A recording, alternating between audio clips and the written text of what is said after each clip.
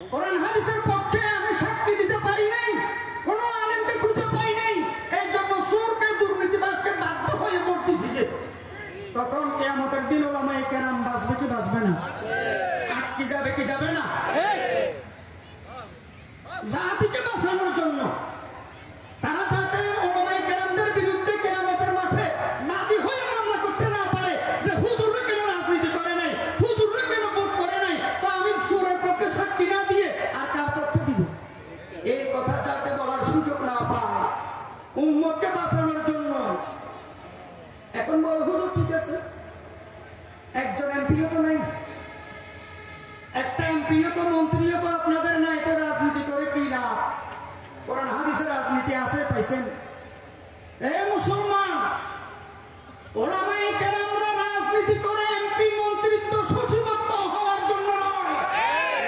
নামাজ যেরকম ইবাদত এই জন্য পড়ে, রোজা যেরকম ফরজ ইবাদত এই জন্য রোজা রাখে, হজ যেরকম ফরজ এই জন্য হজ করে, যাকাত যেরকম ফরজ এই জন্য যাকাত দেয়। ইসলামের রাজনীতি করা ফরজ, এই জন্য ইসলামের রাজনীতি করে ঠিক আছে?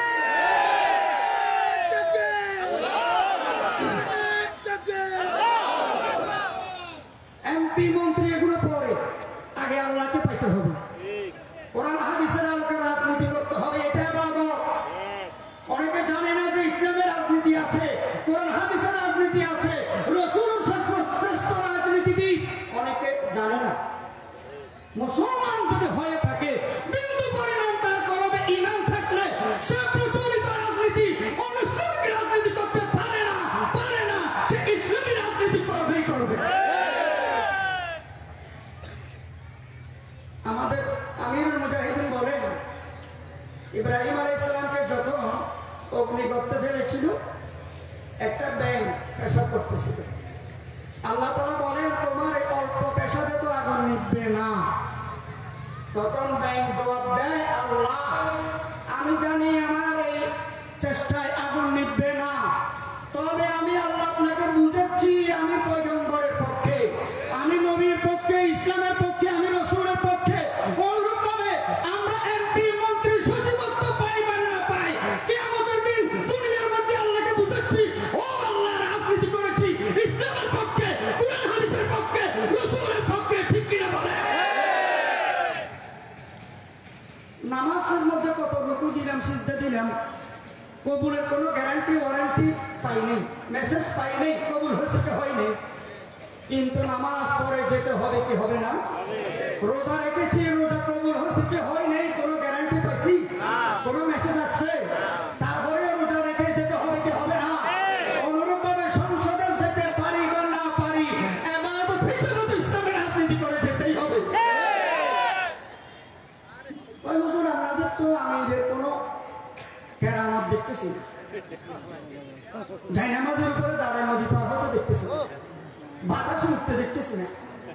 এ মুসলমান, বর্তমানে সর্বশ্রেষ্ঠ কেরামত এই ফিতনার যুগে, এই ফাসাদের যুগে, এই কিয়ামতের একেবারে পূর্ব মুহূর্তে সবচাইতে বড় কেরামত রাসূলের সুন্নাতের উপর অটল থাকতে পারে। এটা বড় কেরামত, এই ফাসাদের যুগ, ফিতনার যুগ। কয় হুজুর ঠিক আছে, আপনারা যে পীর বলেন, এই পীর তো কোরআনে নেই, পীর শব্দ তো হাদিসে নাই। তো আমি বললাম কোরআনের মধ্যে তো নামাজও নেই, নামাজ ফারসি শব্দ, কোরআনের মধ্যে আছে সালাত। কোরআনের মধ্যে তো রোজা নাই, রোজা ফারসি শব্দ, কোরআনের ভাষায় রোজাকে বলে কি? সিয়াম। কোরআনের মধ্যে বেহেশত নাই, কিন্তু বেহেশতকে কোরআনের ভাষায় আল্লাহ তাআলা বলেছেন কি? জান্নাত। অনুরূপভাবে কোরআনের মধ্যে ফারসি পীর শব্দ নাই, কোরআন তো ফারসি না, কোরআন আরবি। পীরকে কোরআনের ভাষায়, আল্লাহর ভাষায় বলা হয়েছে মুর্শিদা, ওমাইয়ুদ্রিল ফালান তাজিদ লাহু ওয়ালিয়াম মুর্শিদা, অর্থাৎ পথ প্রদর্শক। পীর অর্থ মুরব্বি, অভিভাবক, গার্জিয়ান। মুর্শিদ অর্থ হক্কানি পীর। কোরআনের মধ্যে পীর আছে না?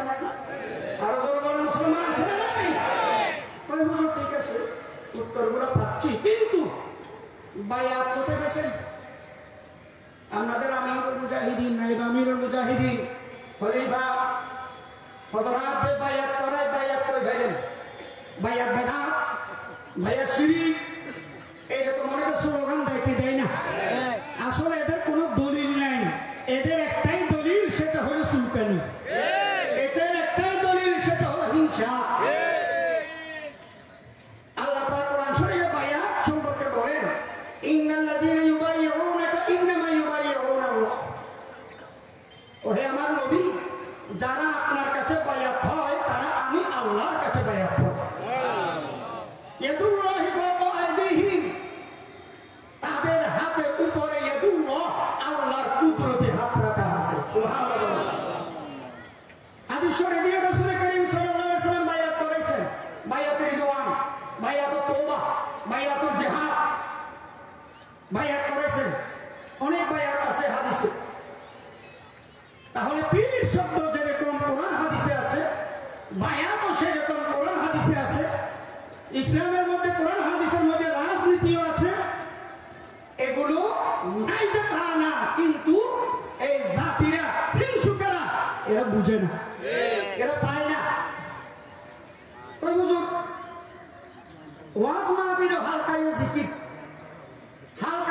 কোথায় গেছেন আবার এই যে দেখতেছেন না হালকায়ে জিকির বাড়ি বাড়ি জিকির করতে পারেন না আপনারা হালকা হালকা জিকির করেন কেন আরে দামিশ এটা বাড়ি আর হালকা জিকির নয় এটা রাসূলের জবান মুবারকের শব্দ হালকা সুবহানাল্লাহ বলেন আল্লাহ রাসূলুল্লাহ সাল্লাল্লাহু আলাইহি ওয়াসাল্লাম ইদা মারারাতুম বিরিয়াদিল জান্নাহ ফাতাউহা আল্লাহ রাসূল বলেন জান্নাতের বাগান দিয়ে যখন হেঁটে যাবে আনন্দ চিত্তে যেও বলু সাহাবায়ে কেরাম সওয়াল করলেন মারিয়াজুল জান্নাহ ইয়া রাসূলুল্লাহ জান্নাতের দুনিয়ার মধ্যে জান্নাতের বাগান কোথায় খাবো তাহলে রাসূলুল্লাহ সাল্লাল্লাহু আলাইহি ওয়াসাল্লাম হিলকুজ জিকির দুনিয়ার মধ্যে জিকিরের হালকাগুলো হলো বেহেশতের জান্নাতের বাগান সুবহানাল্লাহ হিলকুজ জিকির জিকিরের হালকা এই হিলকুন থেকে হালকায়ে জিকির আর দামিশের মুখরা বলে আপনারা হালকায়ে জিকির কোথায় পেয়েছেন হালকায়ে জিকির তিরমিজি শরীফে আছে না নাই হাদিস শরীফে আছে ওই হুজুর ঠিক আছে দলিল পাইলাম হালকায়ে জিকির হাদিসে আছে কিন্তু জোরে জিকির জায়েজ নেই জোরে জিকির এটা হারাম হারামের দোকান খুলছে কথায় কথা হারাম এক বক্তা কথায় কথায় কাফের ঘোষণা করে কথায় কথায় কাফের বলে আর এরা কথায় কথায় শিরিক হারাম জোরে জিকির তখন করা যাবে না যখন জাকিরের পাশে ঘুমন্ত ব্যক্তি থাকে জোরে জিকির তখন করা যাবে না যখন জাকিরের পাশে নামাজি থাকে জোরে জিকির তখন করা যাবে না যখন জাকিরের পাশে অসুস্থ ব্যক্তি থাকে জোরে জিকির তখন করা যাবে না যখন জাকিরের পাশে কোরআন তেলাওয়াতকারী থাকে কিন্তু অসুস্থ ব্যক্তিও নাই নামাজি ব্যক্তিও নাই কোরআন তেলাওয়াতকারীও নাই ঘুমন্ত ব্যক্তিও নাই কোনো ওযর নাই তখন জোরে জিকির জায়েজ আছে এবং জোরে জিকির করলে তখন মুখের জড়তা দূর হয় কলব পরিষ্কার হয় আর কোন হক্কানি আলেম যদি আপনার পাশে বসে থাকে আপনার জোরে জিকিরটা শব্দটা যদি শুনে তিনি আপনাকে শুদ্ধ করে দিতে পারবেন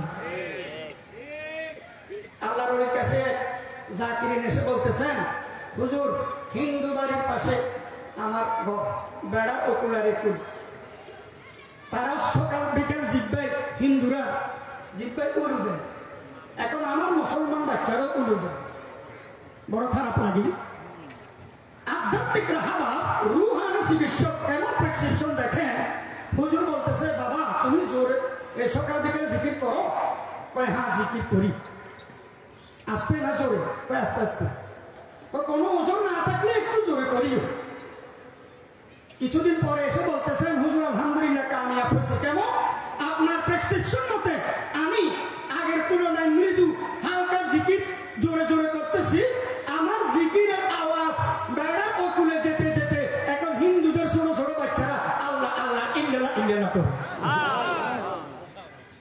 এখন বলে হুজুর ঠিক আছে জোরে জিকিরের মাসালা হলো কিন্তু সকাল বিকেল জিকির তো জায়েজ নাই এটা ফির সাহেবের সবক এটা বানানো সবক আপনাদের আল্লাহর কসম করে বলতেছি চ্যালেঞ্জ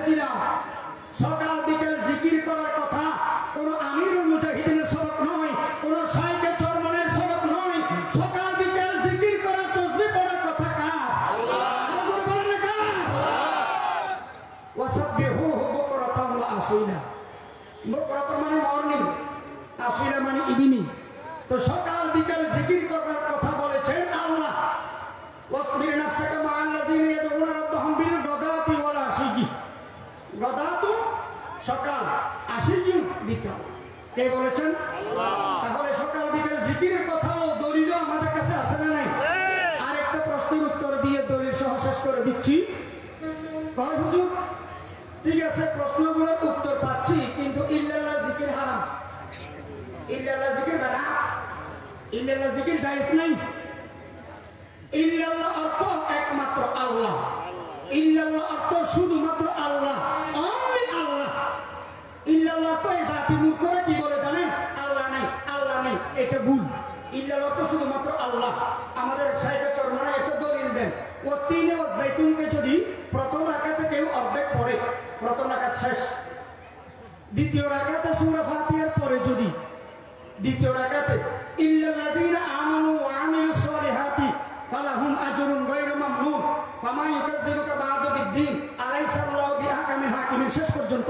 দ্বিতীয় রাকাতে যদি শেষের এই অংশগুলো মিলে ইল্লাল্লাযীনা থেকে ইল্লা হরফ ইসতিসনা দিয়ে যদি শেষের অংশটা কেরাত করে, তাহলে নামাজ যেরকম সহিহ হয়, নামাজ যেরকম শুদ্ধ হয়, অনুরূপভাবে ইল্লাল্লাহ ইল্লাল্লাহ জিকির করলে শুধুমাত্র আল্লাহ, একমাত্র আল্লাহ, এই অর্থেও ইল্লাল্লাহ জিকির সহিহ হয়, শুদ্ধ হয়। আমাদের উপরে অনেকে প্রশ্ন করেন, তারা এই দলিলগুলো কোরআন হাদিসের আলোকে জানে না। তাই আপনাদেরকে সংক্ষিপ্ত টাইমে সময়ে এই প্রশ্নগুলোর কোরআন হাদিসের আলোকে উত্তর দিলাম। আল্লাহ তাআলা আমাদেরকে মৃত্যু পর্যন্ত এই হকের উপরে, এই হক তরিকার উপরে, হক্কানি উলামায়ে কেরামদের সোহবতে, পীর মাশায়েখদের সোহবতে মৃত্যু পর্যন্ত কায়েম দায়েম থাকার তৌফিক দান করুন। আল্লাহু আকবার। আল্লাহ আমাদেরকে কবুল করুন। আমিন। আসসালামু আলাইকুম। আলহামদুলিল্লাহ, আলহামদুলিল্লাহ। এই পর্যায়ে গুরুত্বপূর্ণ আলোচনা রাখবেন মইন্নাপাড়া জামে মসজিদের সম্মানিত খতিব হযরত মাওলানা আহমদ হোসেন আজিজি সাহেব।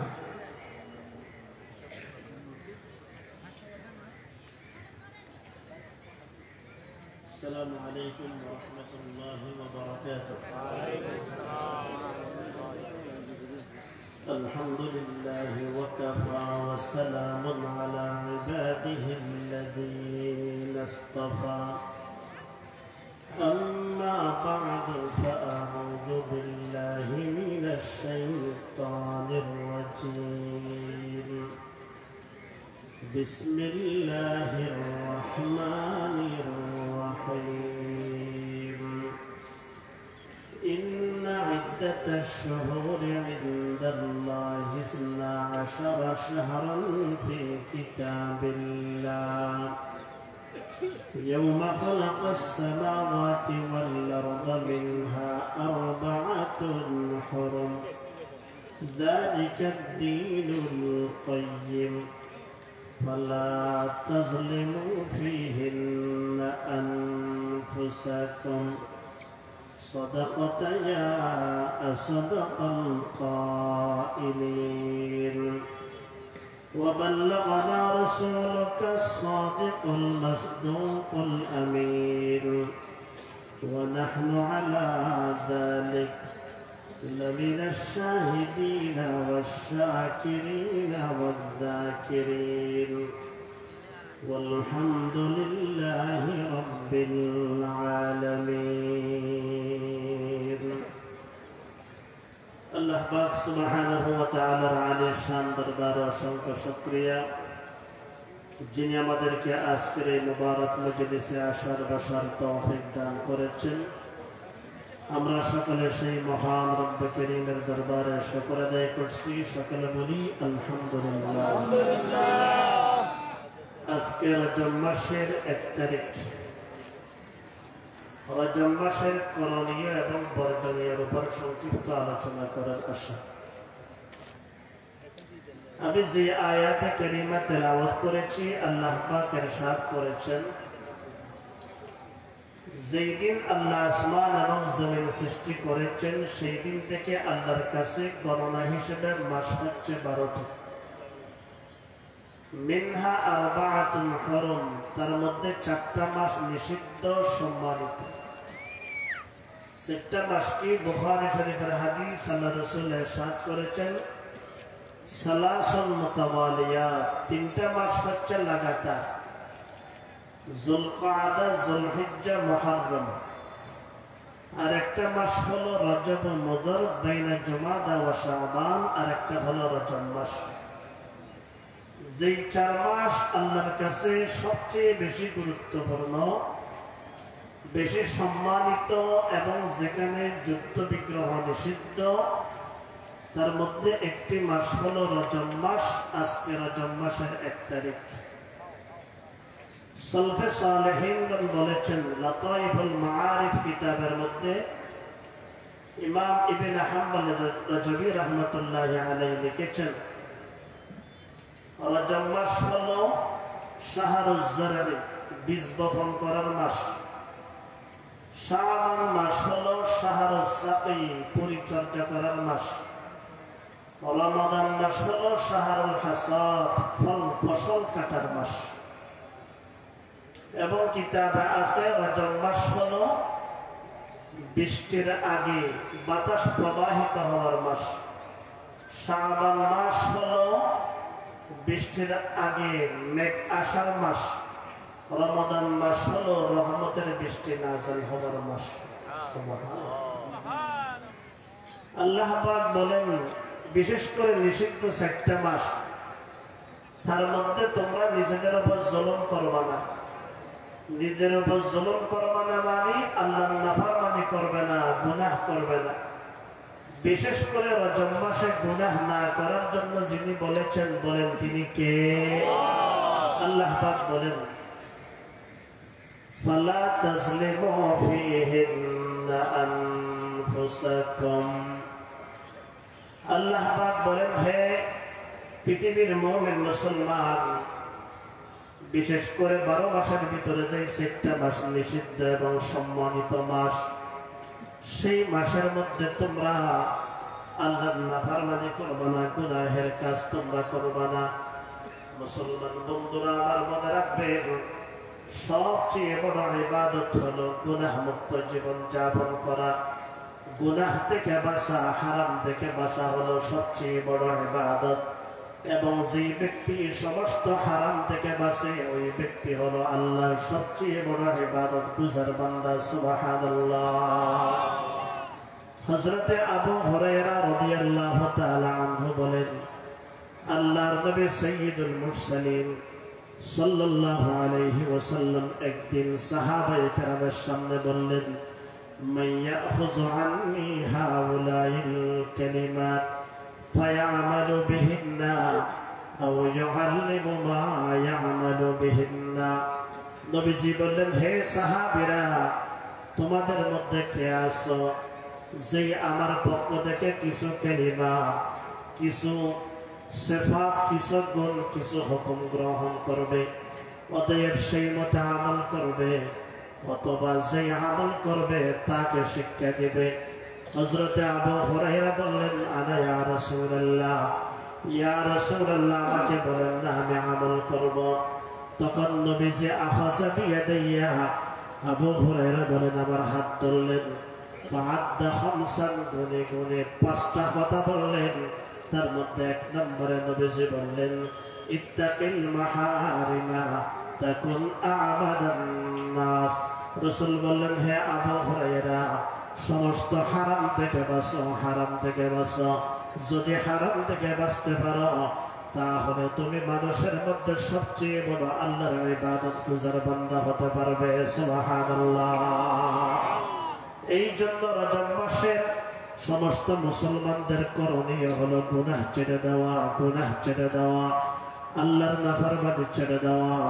আল্লাহ কোরআনে বলেছেন, ওয়াজারু যাহিরাল ইসমি ওয়া বাতিনা, ওয়াজারু যাহিরাল ইসমি ওয়া বাতিনা। হে পৃথিবীর মানুষ, প্রকাশ্য গুনাহ ছেড়ে দাও, গোপন গুনাহ ছেড়ে দাও, কারণ গুনাহ করলে যিনি নারাজ হয়ে অসন্তুষ্ট হয়ে বলেন তিনি কে? قال رسول الله صلى الله عليه وسلم إياك والمعصية فإن بالمعصية حل سخط الله। রাসূল বলেন, হে উম্মত, গুনাহ থেকে বাঁচো, গুনাহ থেকে দূরে থাকো, কারণ যেই ব্যক্তি গুনাহ করে, যেখানে গুনাহ করে সেই জায়গার মধ্যে আল্লাহর সন্তুষ্টি নাযিল হয়, আল্লাহর গজব নাযিল হয়, আল্লাহর আযাব নাযিল হয়। ও দুনিয়ার মানুষ, গুনাহ করলে গুনাহ আল্লাহর আযাব নিয়ে আসে। আল্লাহ পাক পৃথিবীর সূচনা লগ্ন থেকে এই পর্যন্ত কিয়ামত পর্যন্ত যত মানুষকে আযাব দিয়েছেন, শাস্তি দিয়েছেন এবং পরকালে আযাব দিবে, শাস্তি দিবে, সব শাস্তির একমাত্র কারণ হলো আল্লাহর নাফরমানি এবং গুনাহ করা। আল্লাহ কোরআনে বলেছেন, ফাকুল্লান নাখাযনা বিযামবিহি ফামিনহুম মান আরসালনা আলাইহি হাসিবা ওয়া মিনহুম মান আখাযাতহু as-সাইহা ওয়া মিনহুম মান খাসাফনা বিহিল আরদ ওয়া মিনহুম মান আগরাকনা। আল্লাহ বলেন, যত মানুষকে পাকড়াও করেছে, কাউকে আমি সমুদ্রের মধ্যে নিমজ্জিত করে ধ্বংস করে দিয়েছি।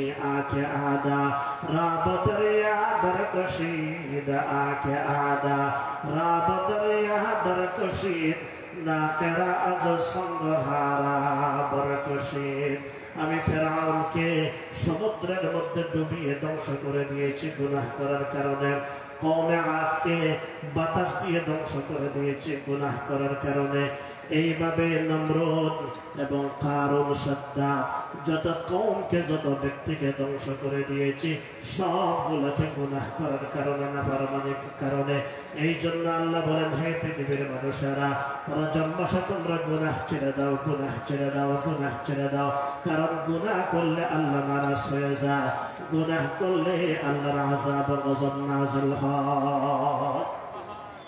জলে স্থলে যত মুসিবত আসে, সব মুসিবতের একমাত্র কারণ মানুষের গুনাহ। মানুষের কি?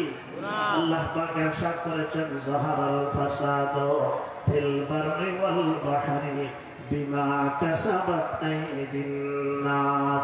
আল্লাহ বলেন, জলে স্থলে যত ফিতনা ফাসাদ প্রকাশিত হয়, যত আযাব গজব প্রকাশিত হয়, সব মানুষের হাতের কামাই গুনাহের কারণে হয়। আর দুনিয়ার মানুষ যদি ঈমান আনত, দুনিয়ার মানুষ যদি তাকওয়া অবলম্বন করত, গুনাহ ছাড়ত, আল্লাহ বলেন, আমি আযাব দিতাম না। ওয়ালাউ আন্না আহলাল কুরা আমানু ওয়াত্তাকাউ লাফাতাহনা আলাইহিম বারাকাতিন মিনাস সামাই ওয়াল আরদ। আল্লাহ বলেন, যদি জনপদের মানুষেরা, যদি দেশের মানুষেরা আল্লাহর উপর পরিপূর্ণ ঈমান আনত এবং যদি তাকওয়া অবলম্বন করত, তাকওয়া মানে গুনাহ থেকে বাঁচা, তাকওয়া মানে আল্লাহর নাফরমানি থেকে বাঁচা, যদি আল্লাহর নাফরমানি থেকে বাঁচত, লাফাতাহনা আলাইহিম বারাকাতিন মিনাস সামাই ওয়াল আরদি, আসমান জমিনের সমস্ত বরকতের দরজা আমি তাদের জন্য ছেড়ে দিতাম। সুবহানাল্লাহ। এই জন্য দোস্ত বুজুর্গ আজিজ, এই যারা জম্মাস গুনাহ ছেড়ে দাও, ফালা তাজলিমু ফীহিন্না আনফুসাকুম। গুনাহ করলে আল্লাহ নারাজ হয়, গুনাহ করলে কলম নষ্ট হয়ে যায়। হাদিস শরীফের মধ্যে আছে, বান্দা যখন একটা গুনাহ করে তখন তার কলবের মধ্যে নুকতাতুন সৌদা, কালো একটা দাগ পড়ে যায়। যখন ইস্তেগফার করে, জিকির করে, তেলাওয়াত করে, মৃত্যুর কথা স্মরণ করে, তখন গুনাহটা পরিষ্কার হয়ে যায়, কলব পরিষ্কার হয়ে যায়। আর যখন তওবা ইস্তেগফার না করে গুনাহ করতে থাকে, একটার পরে একটা করতে করতে কলবটা নষ্ট হয়ে যায়। কলব যখন নষ্ট হয়ে যায়, তখন সেই হক বাতিলের মাঝখানে পার্থক্য করতে পারে না, তখন সেই জায়েজ না জায়েজের মাঝখানে পার্থক্য করতে পারে না, তখন নামাজের মজা পায় না, জিকিরের মজা পায় না। ওয়ায়না কামি মতায়ে কারাজা তারহা, ওয়ায়না কামি মতায়ে কারাজা তারহা, কারওয়া কি दिल से एहसास से जिया जाता रहा कारवां की दिल से एहसास से जिया जाता रहा এই জন্য গুনাহ ছেড়ে দেওয়া গুনাহ যারা করবে তারা কি বলি হতে পারবে আল্লাহর ওলি কারা আল্লাহ পাক ইরশাদ করেছেন আল্লাহ পাক ইরশাদ করেছেন الذين آمنوا وكانوا يتقون ওলি বলা হয় যার ভিতরে দুইটা গুণ থাকবে এক নম্বর ঈমান কামেল পরিপূর্ণ ঈমান থাকবে দুই নম্বর যারা আল্লাহকে ভয় করবে তাকওয়া অবলম্বন করবে তাকওয়া মানে হলো গুনাহ ছেড়ে দেওয়া তাকওয়া মানে হলো গুনাহ ছেড়ে দেওয়া এই জন্য যদি আল্লাহর ওলি হতে চান গুনাহ ছাড়তে হবে দুনিয়ার মধ্যে শান্তি পেতে হলে গুনাহ ছাড়তে হবে কবরে হাসরে সব জায়গার মধ্যে শান্তি পেতে হলে তাহলে গুনাহ ছাড়তে হবে ফালা তাসলিমু ফিহিন্না আনফুসাকুম আল্লাহ বলেন বান্দা বিশেষ করে রমজান মাসে নিজের উপর জুলুম করবে না নিজের উপর জুলুম করা গুনাহ করা মানে নিজের উপর জুলুম করা নিজের উপর জুলুম করো না মানে কি করিও না বলেন কি করিও না গুনাহ করবা না গুনাহ ছেড়ে দাও গুনাহ ছেড়ে দাও গুনাহ করলে কলব নষ্ট হয়ে যায় কলব পরিষ্কার কেমনে হবে মুসলমান আল্লাহর নবী এক হাদিসে ইরশাদ করেছেন ইন্নামাল কুলুবু তাসদাউ কামা ইয়াসদাউল হাদিদু ইযা আসাবাহুল মা রাসূল বলেন উম্মত এই যে লোহার মধ্যে পানি লাগলে যেমন লোহার মধ্যে জং চলে আসে মরিচিকা চলে আসে ঠিক তেমনি ভাবে গুনাহ করার কারণে কলবের মধ্যে মরিচিকা চলে আসে কলব নষ্ট হয়ে যায় সাহাবায়ে কেরাম বললেন কিলা মা জালাওহা ইয়া রাসূলুল্লাহ ইয়া রাসূলুল্লাহ লোহা পরিষ্কার করার জন্য রেত আছে রেত দিয়ে ঘষা মারলে লোহা পরিষ্কার হয়ে যায় কলব যদি গুনার কারণে নষ্ট হয়ে যায় কলব কেমনে পরিষ্কার করব নবীজি ইরশাদ করেছেন কাসরাতু যিকরিল মউত ওয়া তিলাওয়াতিল কুরআন বেশি বেশি মৃত্যুকে স্মরণ করো বেশি বেশি কোরআন তেলাওয়াত করো কলব পরিষ্কার হয়ে যাবে আর এক হাদিস শরীফের মধ্যে আছে লিকুল্লি শাইইন সাকালাতুন ওয়া সাকালাতুল কুলুবি যিকরুল্লাহ প্রত্যেক জিনিস পরিষ্কার করার জন্য রেত আছে উপকরণ আছে এবং